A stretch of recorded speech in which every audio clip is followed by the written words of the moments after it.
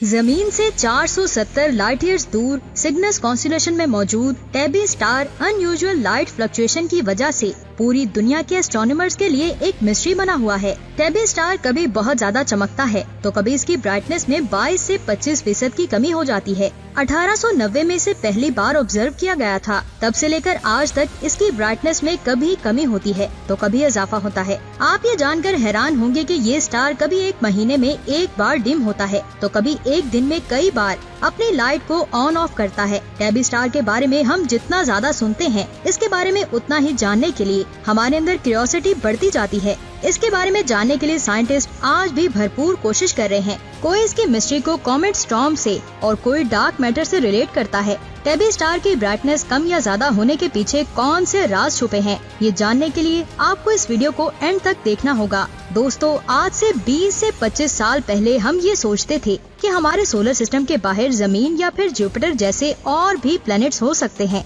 लेकिन 20वीं सदी के शुरू में सोलर सिस्टम से बाहर हमें बहुत ज्यादा एक्सोप्लैनेट्स मिले हैं। 2009 के लॉन्च के बाद नासा के केपलर टेलीस्कोप ने बहुत सारे एक्सोप्लैनेट्स को ढूंढा था। इस टेलीस्कोप ने अब तक 5,30,500 से भी ज्यादा स्टार्स को ऑब्जर्व किया है और इसके साथ इसने 2662 न्यू एक्सोप्लैनेट्स को भी ढूंढा है। हम जितने भी एक्सोप्लैनेट्स को ढूंढते हैं उनमें से ज्यादातर ट्रांजिट फोटोमेट्री मेथड के जरिए ढूंढे जाते हैं। जब ये एक्सोप्लैनेट्स ऑर्बिट करते हुए अपने स्टार के सामने आते हैं तो स्टार से आने वाली ब्राइटनेस में कमी देखने को मिलती है। इस तरह हम एक एक्सोप्लैनेट को डिटेक्ट कर लेते हैं। यूनिवर्स में हमें तरह तरह के स्टार्स और एक्सोप्लैनेट्स मिलते हैं, लेकिन टेबी स्टार अपने आप में एक अनोखा स्टार है। जैसे कि मैंने आपको स्टार्टिंग में बताया ही था कि इसकी ब्राइटनेस 22% से 25% तक डिम हो जाती है, लेकिन कोई भी एक्सोप्लैनेट इतना बड़ा नहीं होता कि वो अपने स्टार की ब्राइटनेस को 1% से भी ज्यादा कम कर सके। अगर किसी एक्सोप्लैनेट के गिर्द सैटर्न जैसे रिंग हो, फिर भी वो अपने स्टार की ब्राइटनेस से 25% डिम नहीं कर सकता।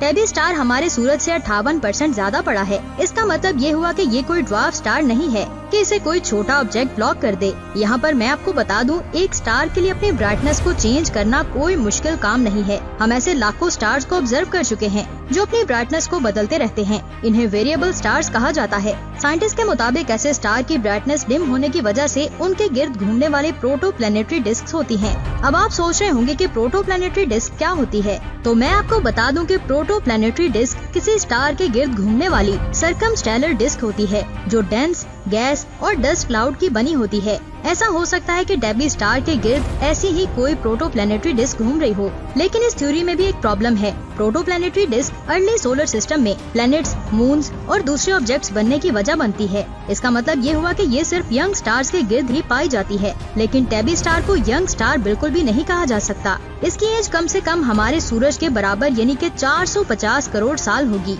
सेकेंडली, प्रोटोप्लैनेटरी डिस्क वाले स्टार्स इंफ्रारेड लाइट को एमिट नहीं करते, लेकिन टेबी स्टार के साथ ऐसा नहीं है। वो इंफ्रारेड लाइट को भी एमिट करता है। टेबी स्टार के बारे में जो अगली थ्योरी पेश की जाती है वो है क्लाउड्स ऑफ डिसइंटीग्रेटिंग कॉमेट्स। अगर हम ऐसा मान भी लें कि टेबी स्टार के गिर्द हमारे सोलर सिस्टम की तरह और क्लाउड मौजूद है जहां पर लाखों कॉमेट्स ऑर्बिट कर रहे हैं, तो ऐसा पॉसिबल हो सकता है कि किसी नियर बाय स्टार ने अपनी ग्रेविटी से इन कॉमेट्स के ऑर्बिट को डिस्ट्रॉय कर दिया हो, जिसकी वजह से ये आपस में टकरा गए हों। इस तबाही की वजह से इसके चारों तरफ डस्ट के क्लाउड्स बन गए हों और ये क्लाउड्स लाइट को रोक रहे हों। ये थ्योरी काफी सॉलिड है, क्योंकि टेबी स्टार के 1 लाइट ईयर से भी कम रेडियस में एक रेड ड्वार्फ मौजूद है। लेकिन यहाँ पर कुछ प्रॉब्लम्स आती हैं। पहली ये कि क्या एक साथ इतने सारे कॉमेट्स टकराए होंगे जिसकी वजह से इनकी डस्ट ने स्टार को पूरी तरह घेर लिया। सबसे इम्पोर्टेंट बात तो ये है कि कॉमेट्स की डस्ट ज्यादा से ज्यादा कुछ माह तक ही स्पेस में स्प्रेड होकर लाइट को रोक सकती है, लेकिन हमें 100 साल से भी ज्यादा इसके ऑब्जर्वेशन करते हुए हो गए हैं। लेकिन ये थ्योरी भी इतनी कामयाब नहीं है। आखिर इसकी रोशनी को कौन रोक रहा है? टेबी स्टार की मिस्ट्री से जुड़ी सबसे इंटरेस्टिंग और पॉपुलर थ्योरी एलियन और एक्स्ट्रा टेरेस्ट्रियल से जुड़ी है। जब साइंटिस्ट किसी मिस्ट्री को लंबे अरसे तक नहीं सुलझा पाते तो वो समझते हैं कि ये सब एलियंस का ही काम है।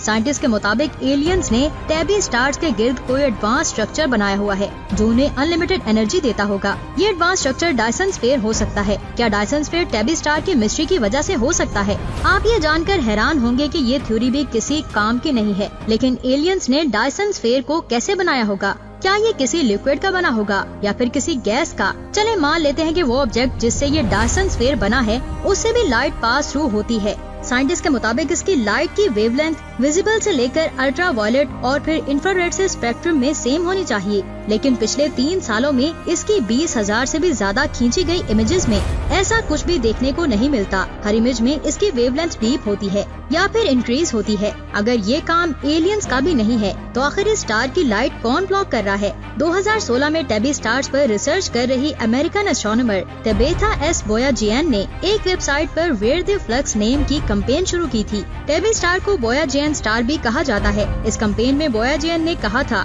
कि हमारा ग्रुप इस टेबी स्टार पर रिसर्च करना चाहता है। इस रिसर्च के लिए उन्हें $1 लाख की जरूरत थी, जो कुछ ही दिनों में इन्हें $1 लाख की फंडिंग मिल गई थी। इस रिसर्च से चौंका देने वाले फैक्ट सामने आए थे जब इन्होंने दुनिया के अलग अलग टेलीस्कोप से लिए गए टेबी स्टार के इमेजेस को एनालाइज किया, तो उन्होंने एक स्ट्रेंज बात नोटिस की कि जब भी इस स्टार की ब्राइटनेस डिम होती थी तो उस वक्त हमें इससे आने वाली लाइट में ब्लू कलर नहीं मिलता था। फिजिक्स को पढ़ने वाले जानते होंगे कि ब्लू और वॉयलेट कलर की वेवलेंथ सबसे छोटी होती है, जबकि रेड कलर की वेवलेंथ ज्यादा होती है।